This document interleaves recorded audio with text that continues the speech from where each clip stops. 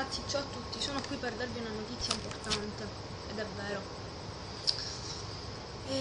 Io e Massimo siamo stati invitati in Sardegna, a Porto Cervo, per una serata a Billionaire.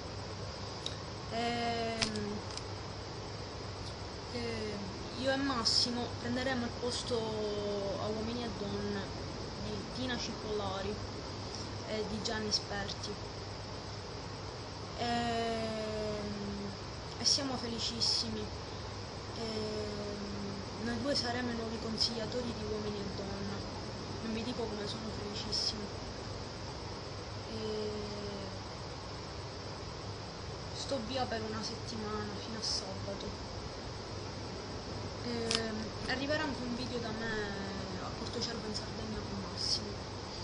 Per cui, detto questo, vi saluto a tutti.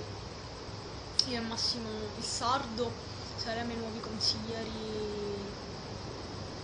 di Uomini e Donne. Detto questo, saluto a tutti. Ciao.